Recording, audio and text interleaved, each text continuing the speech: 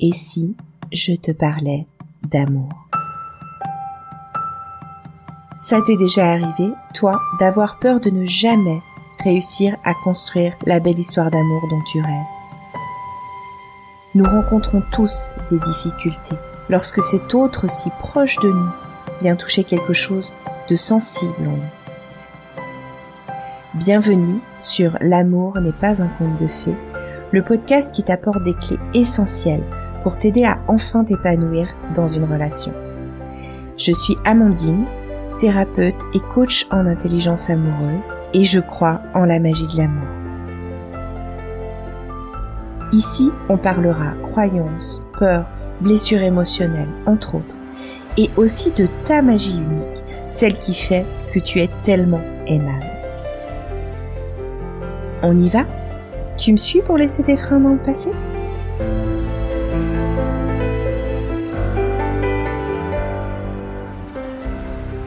Coucou, je suis très contente de te retrouver pour ce nouvel épisode. Si tu suis mes podcasts, tu as peut-être remarqué que il y en a pas eu la semaine dernière. Si je l'avais prévu, je l'aurais évidemment annoncé.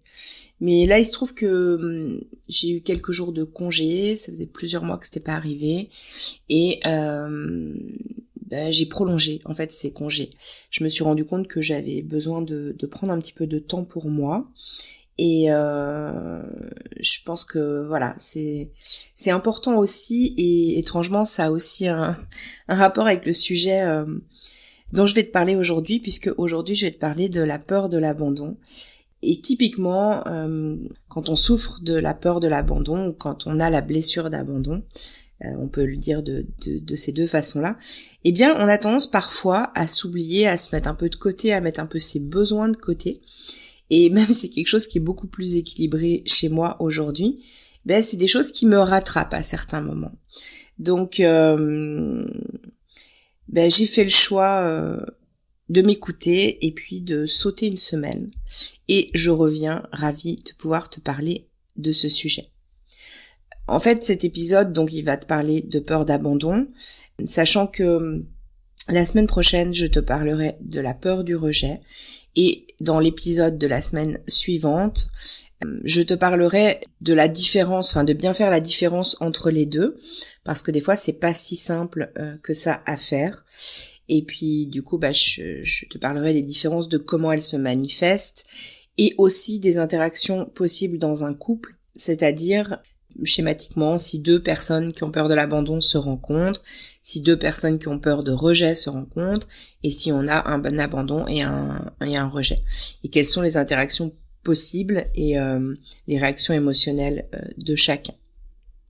Alors, en introduction, pourquoi ça me semble important de te parler de cela dans mon podcast, en rapport avec les relations amoureuses? Déjà parce que le couple, c'est la relation la plus intime que nous ayons après celle que nous avons eue dans notre enfance avec nos parents ou les personnes qui ont joué le rôle parental pour nous. Et donc, dans l'enfance, on a notre type d'attachement, en fait, qui se construit.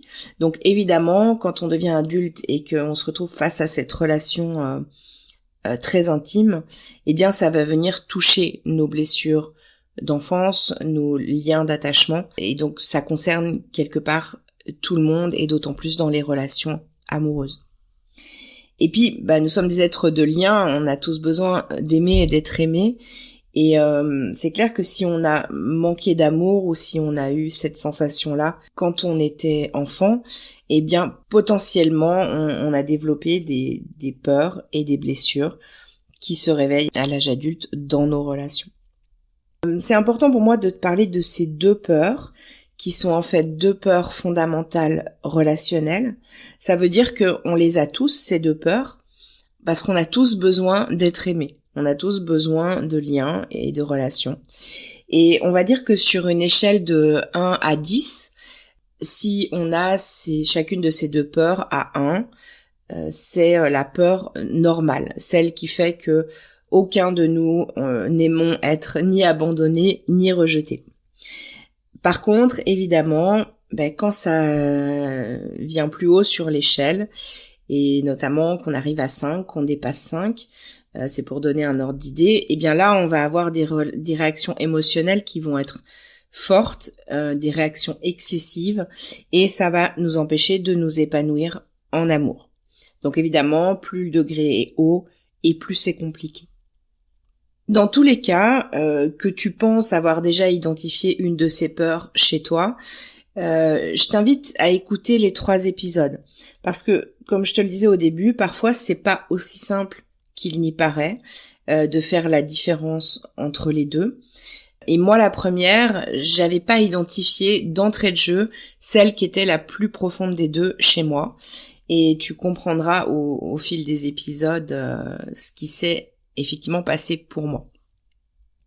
Donc aujourd'hui, après toute cette grande intro, je vais te parler de la peur de l'abandon. Je la connais bien puisque je la porte, alors comme chacun d'entre nous, mais je la porte assez fort. Et étrangement ou pas, moi je crois que pas, j'accompagne beaucoup de personnes qui la portent aussi. Je vais commencer par te dessiner un peu le tableau, si tu veux bien.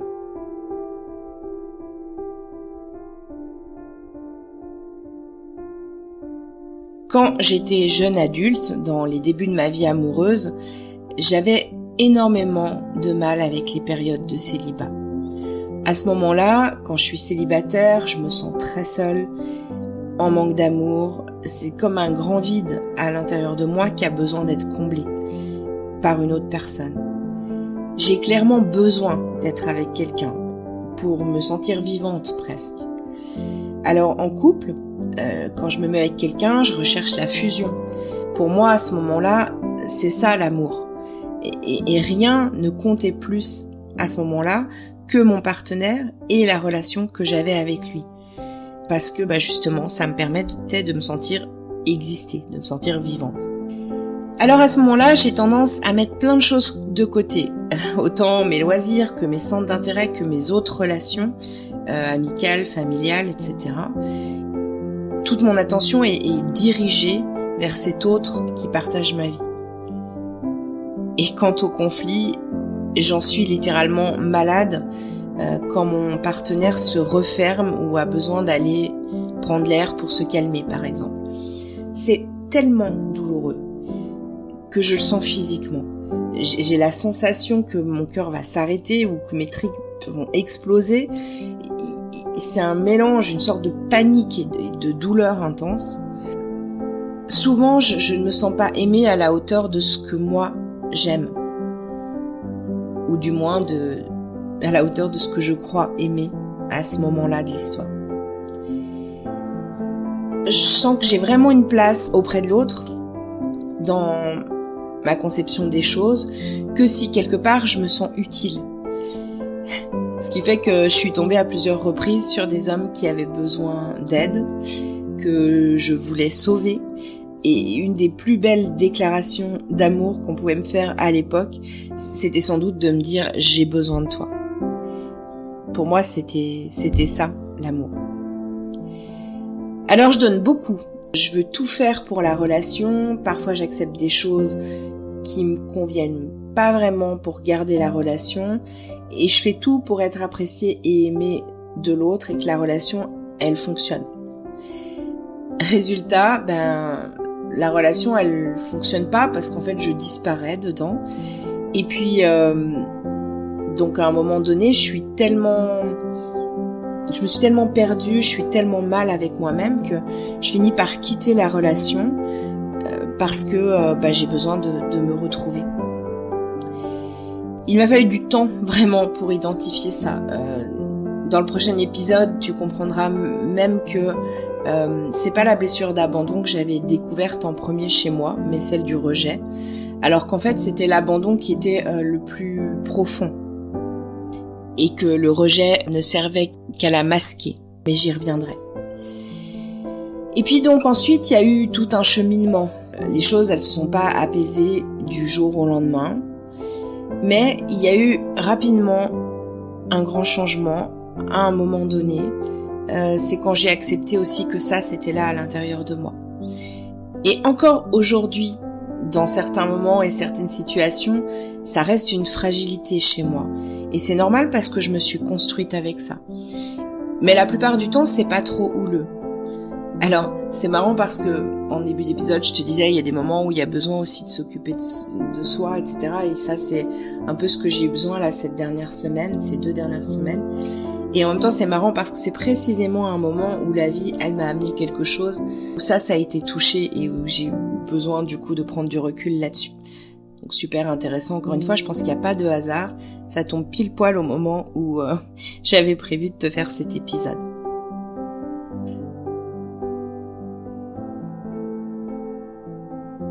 Voilà ce que j'ai à te dire par rapport à cette peur de l'abandon. Ce qu'il faut retenir, c'est qu'aujourd'hui, la plupart du temps, dans mes relations, c'est serein. Et que parfois, il y a comme la vie qui m'amène un truc un peu plus fort, qui vient toucher ça un peu plus fort pour me permettre d'avancer encore un peu plus sur ce chemin-là.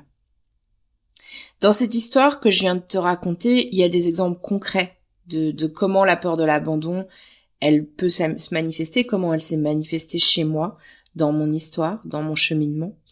Et si tu as écouté mes épisodes sur la dépendance affective, c'est les épisodes 44, 45 et 46, t'as sans doute identifié des similitudes. Et c'est normal parce que cette peur de l'abandon, elle est étroitement liée à la dépendance affective quand elle est élevée.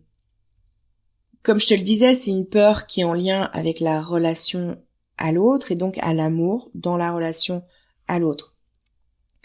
C'est pour ça qu'elle peut se manifester dans tous les types de relations, amitié, même les relations professionnelles, familiales évidemment, mais là où elle est souvent la plus forte et la plus exprimée, c'est dans la relation amoureuse et évidemment dans la relation familiale aussi puisque c'est de là qu'elle a pris sa source. Donc c'est important d'en parler pour les relations amoureuses. Et puis, donc il y a quelque chose qui est important de prendre conscience, c'est comment on peut la matérialiser. En fait, cette peur, c'est la peur de l'abandon, c'est la peur de ne pas être ce qu'il faut pour être aimé. Donc tu l'entends, quand je le dis comme ça, j'insiste sur être, c'est au niveau de l'être que ça se joue. C'est-à-dire, c'est comme sentir que en soi, on est insuffisant à l'amour de l'autre. Et c'est pour ça qu'on a peur d'être abandonné. On a peur d'être abandonné parce qu'on n'est pas suffisant en tant que tel, en fait, pour être aimé. Ce qui est douloureux pour quelqu'un qui a cette peur, ou qui souffre de cette blessure, on peut le dire comme on veut, c'est l'absence de l'autre. Donc c'est une question vraiment d'absence qui active cette peur. Que ce soit une absence physique ou que ce soit une absence psychique ou émotionnelle. Par exemple, et si ce que je vais te dire te parle, il y a des chances qu'il y ait quelque chose d'un peu fort chez toi à propos de la blessure d'abandon. On peut parfois être dans la même pièce que quelqu'un et puis sentir qu'il n'est pas présent avec nous, qu'il est ailleurs, son esprit est ailleurs, occupé à autre chose, ou émotionnellement il est coupé de nous, c'est comme s'il y a une rupture de connexion.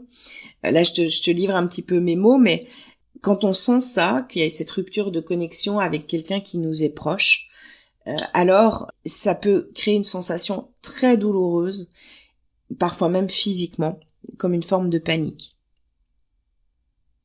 Quand tu m'écoutes te dire tout ça, j'aimerais que tu imagines quelque chose.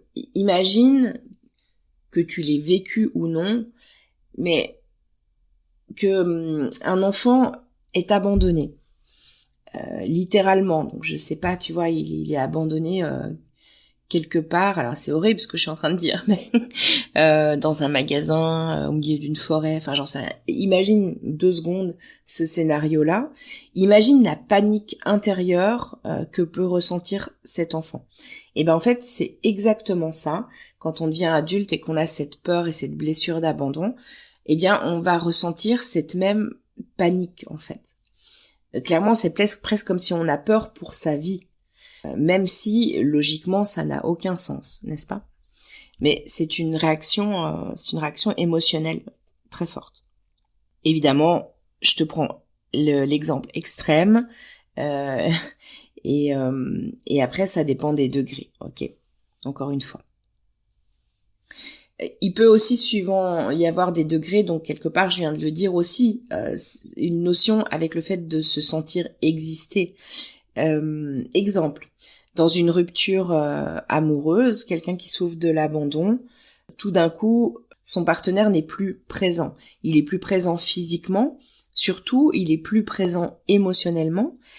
Et puis, il suffit que celui qui a peur de l'abandon, à ce moment-là, ait envie de parler, de régler les choses, ce qui est quand même assez souvent le cas aussi. Il y a besoin de dire des choses, et que l'autre, sentant une pression, va complètement fermer le dialogue. Donc la présence, elle est vraiment... elle est revenue à 0. Eh bien, là aussi, littéralement, ça va créer une sensation très très douloureuse de ne plus exister pour l'autre, qui peut aller parfois même vers la sensation de ne jamais avoir vraiment existé, puisque alors comment l'autre pourrait me fermer la porte à ce point-là si un jour il m'a aimé?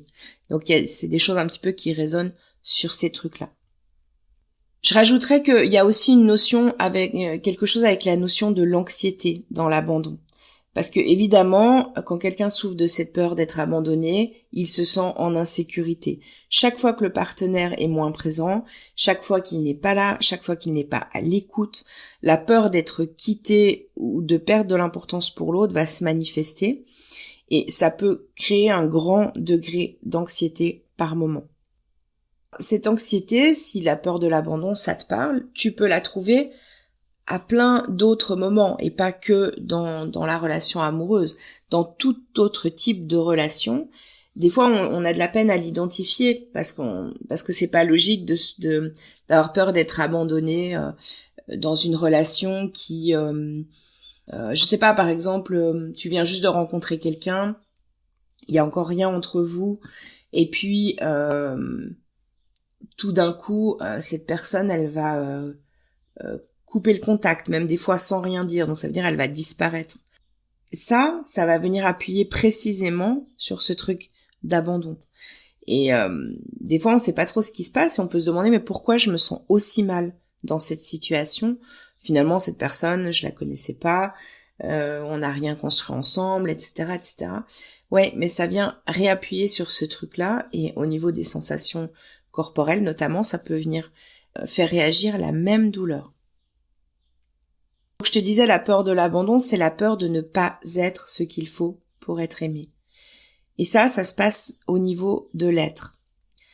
Dans le rejet, je t'en parlerai dans le prochain épisode, mais tu verras qu'il s'agit de la peur de ne pas faire ce qu'il faut pour être aimé. Mais si tu t'es reconnu dans ce que j'ai mentionné aujourd'hui à propos de la peur de l'abandon, et que tu as l'impression que pourtant tu cherches à beaucoup faire pour la relation, c'est normal.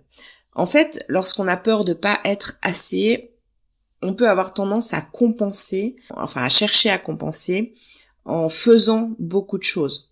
Mais je t'en parlerai plus clairement dans les épisodes suivants. Alors, reste à l'écoute. Dans les notes d'épisode, tu trouveras le lien vers une checklist sur la dépendance affective que j'avais déjà mis à disposition pour les épisodes à ce sujet-là. Mais puisque ça a un tel lien avec l'abandon, je te le remets dans les notes d'épisode là. Si tu as envie d'évaluer où tu pourrais en être par rapport à ça, si ça te questionne, je t'offre cette checklist. Tu as juste à aller cliquer sur le lien et demander de la recevoir par mail. Je te remercie pour ton écoute parce que si le podcast existe et continue à évoluer, c'est grâce à toi. Et moi, je te dis à la semaine prochaine et en attendant, prends soin de toi. Bye bye.